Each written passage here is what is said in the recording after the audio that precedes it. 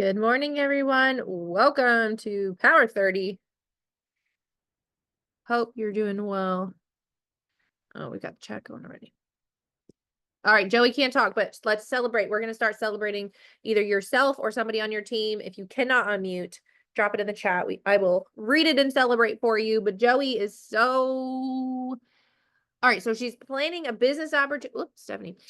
Planning a business opportunity, and she's excited because she's always focused on products and customers first.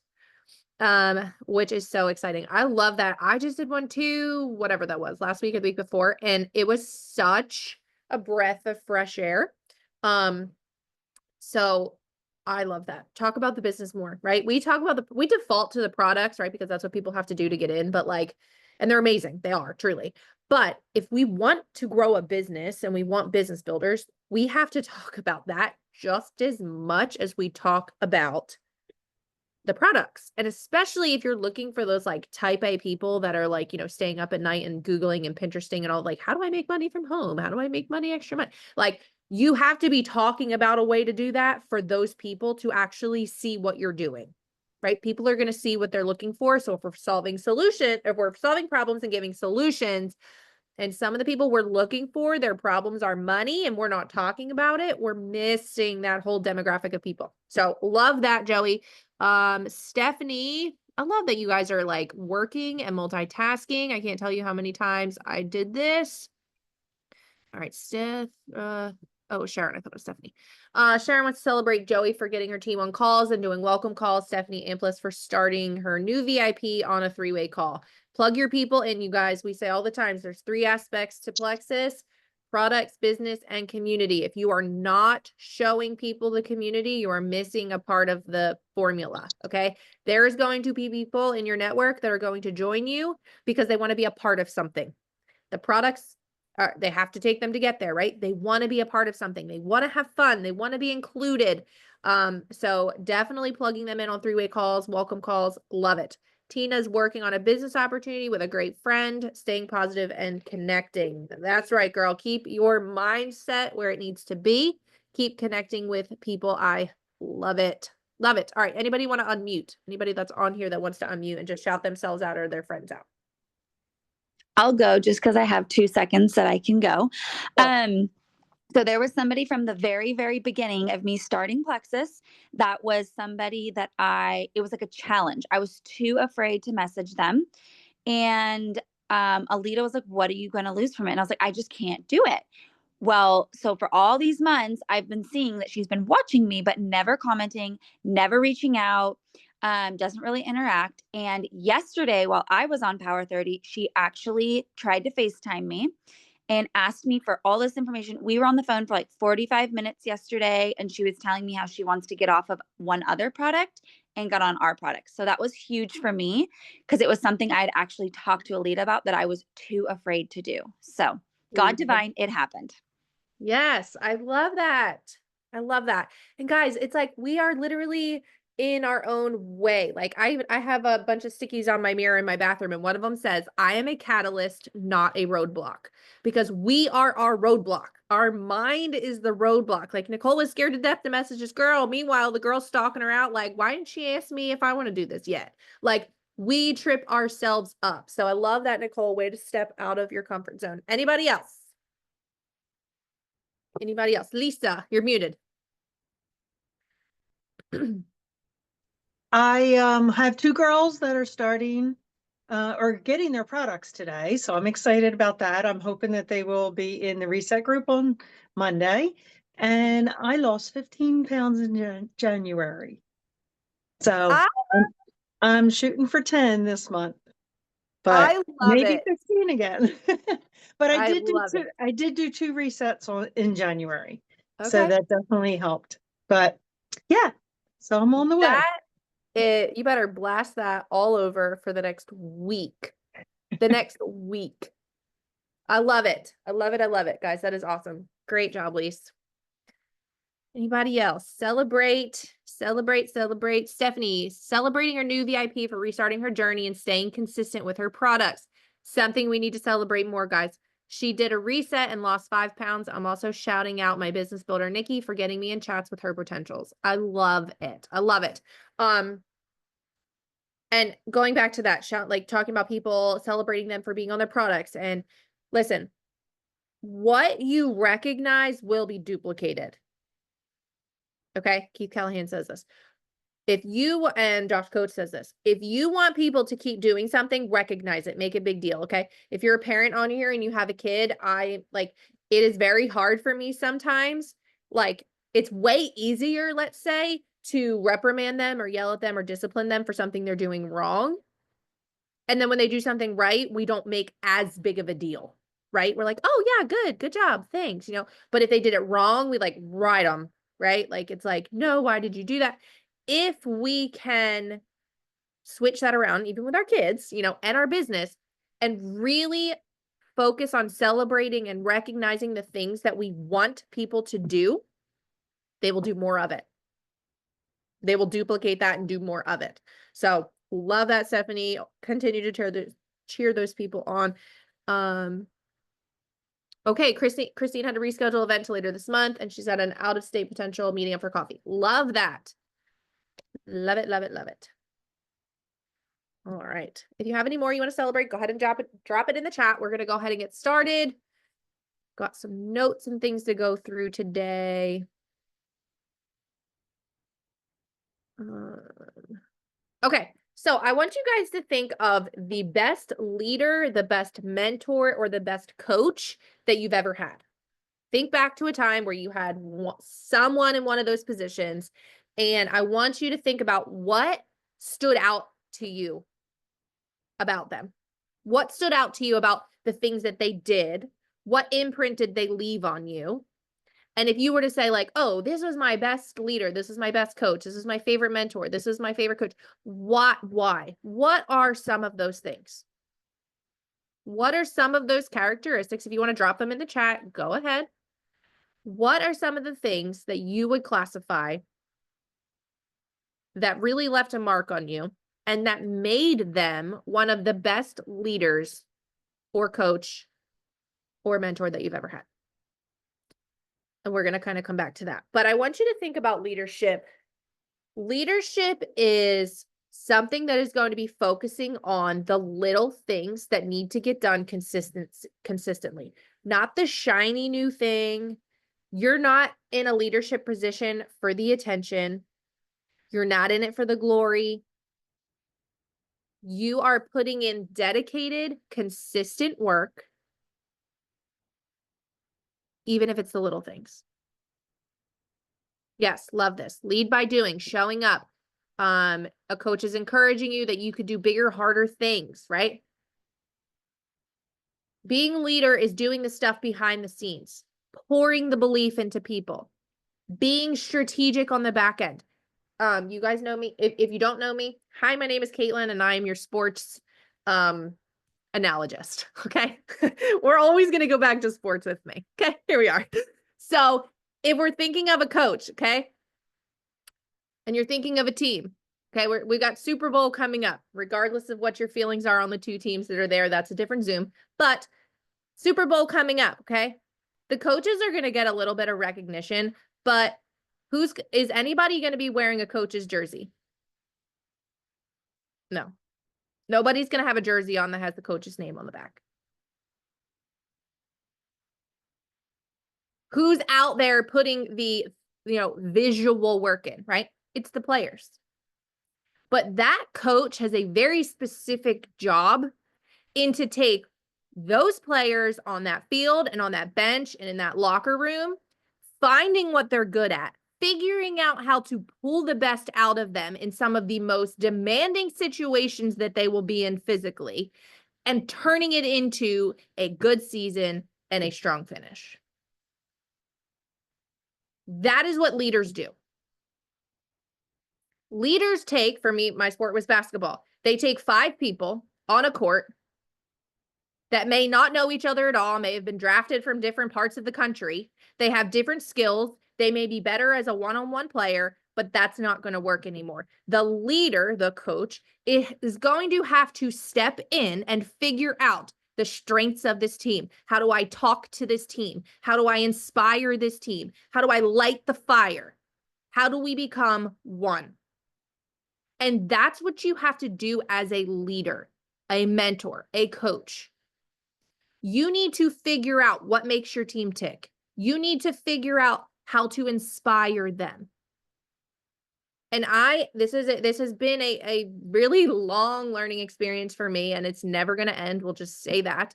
But I am a workhorse, which I'm sure many of you are here are. You just give me a punch list, give me a checklist, and I'm going to get it done. You don't have to work harder to get farther. You have to have control over your mind. You have to have control over your decisions. And as the leader, you have to be willing to believe when no one else will. Can you imagine halftime at the Super Bowl? One of the teams is down and the coach walks in the locker room and is like, well, that's probably it for us. How do you think that second half is going to go? I don't know. You're not really catching the ball. I don't know. The refs are terrible, which actually could happen. But this is, I don't know. What is the morale in that locker room going to be? In the timeout, in the huddle? I don't know if this play is going to work, guys, but we're going to call it. Nothing I have called has worked, but let's call another one. They're like, I've got a lot of faith in you. You are the leader. You have to be willing, when no one else is, to stand up, do the behind the scenes things, do the encouragement, put up the posts, pour belief into your people, inspire them to keep going, cast the vision for them when they can't see it for themselves. You have to go back to that best mentor, leader, coach that you've ever had. And you're like, you know what? They, just like Lisa, that was one of my things of one of my coaches. They believed that I could do stuff that I never thought I could do. And they never doubted me. I would throw out the craziest idea. Like, wouldn't it be cool if I could do this? And they'd be like, well, why can't you? Go for it. Okay. So you have to practice 100 times before you go home. But if you get it, who could do it? What if this, like as a player, we've got different intuitions and like, this is the play. I'm telling you, there's a hole here. I can do this. And the coach is like, all right, run it. What kind of belief is that? When you come to someone and you're like, I got this idea, and they're like, do it. And you're like, wait, can you just talk it out with me? No, we don't need to talk this out. You need to do it. See what happens. That's the belief as a leader you need to have for the people on your team. That's the belief as a leader that you need to have for the potential of this business. We can do this. We got this. This is how it works. These are the baby steps we're going to take. These are the things we're going to do. We're going to follow our systems because they work. Not, well, I did it last week for like twice, and then I don't really know that it worked, so I'm not sure. No. Don't give up on that system. You gotta try that system out. You gotta run that play over and over and over. Figure it out. Find the weak spots, tweak it, move some players around. But you have to be the one that's pouring belief, that's being strategic. It's a different approach than the players on the field. The players on the field in the Super Bowl have to think a different way than the coach has been thinking for the last week, than the coach is thinking right now on the sidelines. You have to think differently. You're not just a player anymore. You are a leader.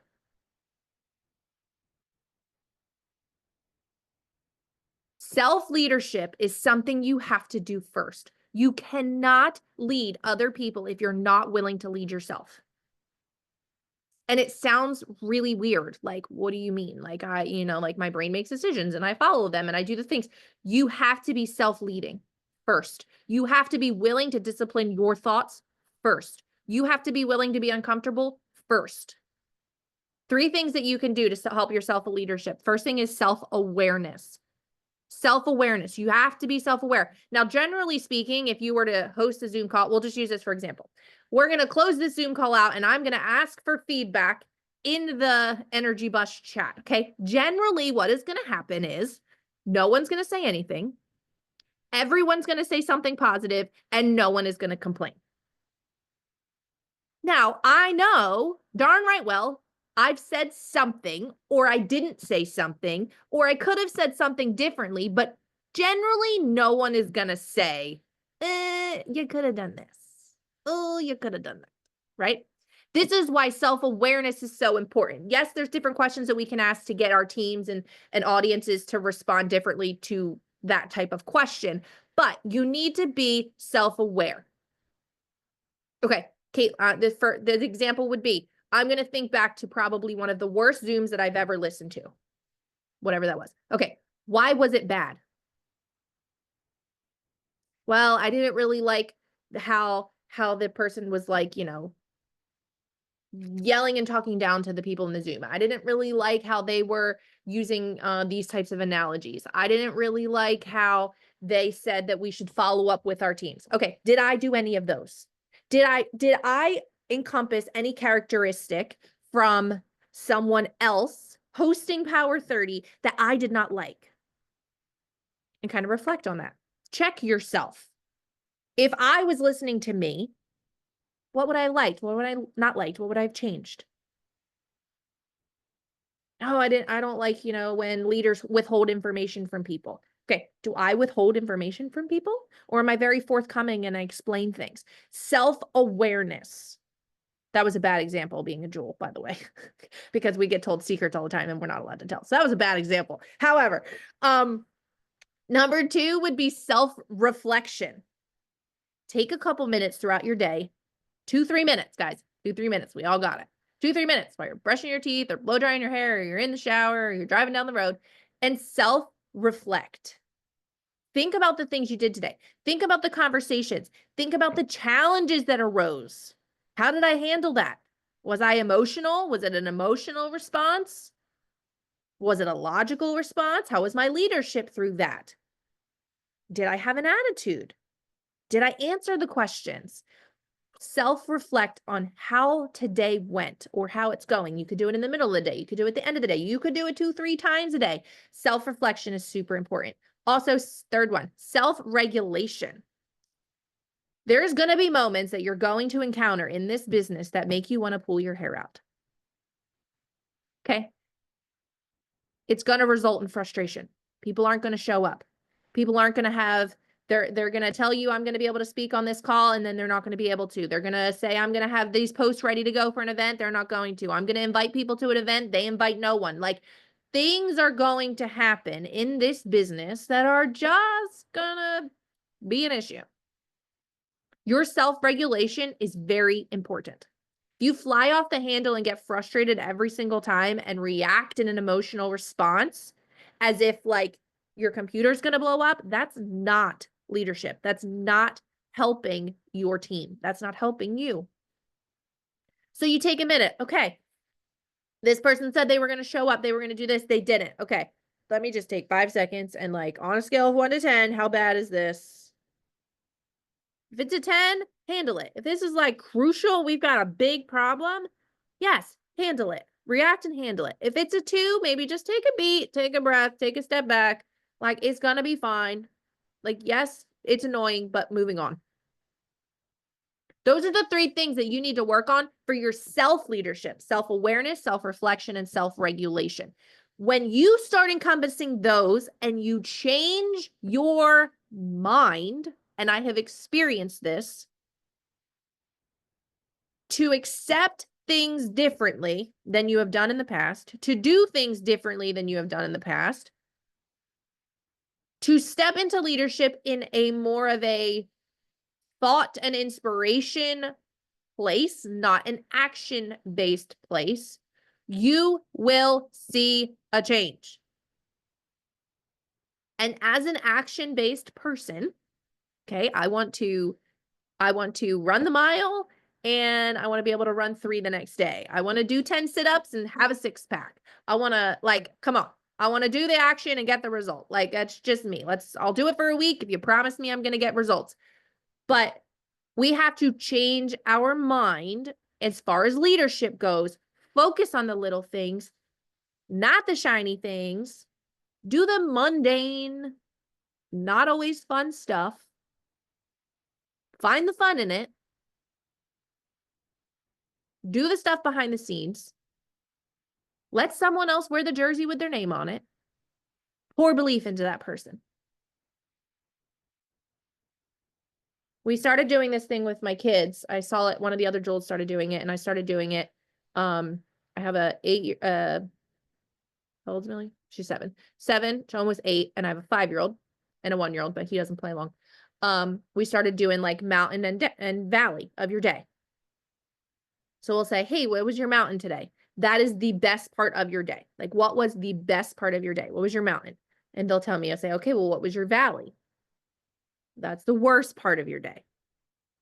And the kids have actually grown to like it, where at dinner now they'll ask Eric and I, like, oh, what was your mountain today? What was your valley today? And it's very interesting. You know, occasionally Emmett will say, like, a kid knocked over my block tower at school. That was the worst part of my day, right? Like, sometimes he really identifies something that upset him.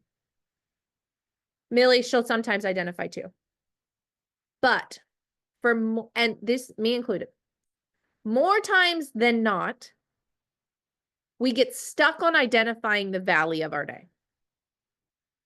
To audibly say this was the worst part of my day is harder than you think. Because it's seemingly that maybe my day wasn't so bad after all. When you actually have to say it out loud. It's different than telling your spouse or your friend or your teammate, like, oh my gosh, it's been the worst day, da da da da da da da da. No, name the best part of your day. Now name the worst part of your day. It's hard. It's harder than you think. And it makes you realize that maybe today wasn't so bad. So I want to challenge you guys. If you want to do that with your families, it's awesome. However, think about that in your business.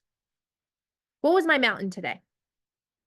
Oh, I had a great 3-way call. She's going to start sharing her referral link. He's loving his products. He did his reset. She did this. Like, it was a great day. That was the best part of my day. Okay. Now, the first thing you should do is focus on duplicating that part of your day over and over and over. More 3-way calls, more Zooms, more events. Okay. Okay. Now, what's the valley in your business today? What was the valley? Can you really say this was the worst part of today? Is it? And then self-regulation has to kick in, right? On a scale of 1 to 10, how bad was it? Don't live in that valley. Exactly. Was it a bad day or a bad 5 minutes? What was it? And that's what happens when you change your perspective. Did you really have a really bad day, or was it something just happened and you've let it control your day? Right? Leaders, don't get in the pool with people. Your teammates are going to come to you and they're going to be having a day. They're going to be frustrated. They're going to be having all these things. And you're like, okay, I'm listening. And then when it's over, you're not getting in the pool with them. You're yanking them out of the pool by the back of their neck. And you're like, okay, now let's go do something. Let me help you find a solution. Coaches can't run plays for players. All they can do is identify a hole, identify a bleed, identify a pick, and say, listen, that ain't working. Let's try this. This is what we're seeing. Go try this. The player still has to go execute it. The leader just has to shed some light on the issue. You can't coach and play at the same time. If you've ever tried to do it, it's nearly impossible. So I just want to challenge you guys. Think of the best leader, the mentor, the coach that you've ever had. What are some characteristics that you would say you really enjoyed about them, that really made you who you were in whatever scenario? Are you encompassing those things? Are you doing those things? And maybe if you're on here, you're listening to the recording, you're like, I never saw myself in a position of leadership ever. Never thought I'd be here. I'd always just be the minion or the employee. And like, I never thought I would be here. Well, congratulations. You've got a promotion. You get to be the voice that's inspiring people now. You get to decide how you're going to treat the people that you're leading? What are you going to do with the opportunity? What kind of leader are you going to be? Are you the one that's going to leave the mark that they're going to be like, oh my gosh, she was so good. He was just a great leader. He had great vision. Or are you going to be the one that like, they just like, I felt like they just never told us the whole story. They never gave us all the information. They just like never had a solution for any of my problems. I want to challenge you. What kind of leader are you going to be? And you have to self-lead first before you can lead anybody else. All right, y'all, have a wonderful Wednesday. It's just the beginning of February. Let's kick it off strong, and I'll see you next week.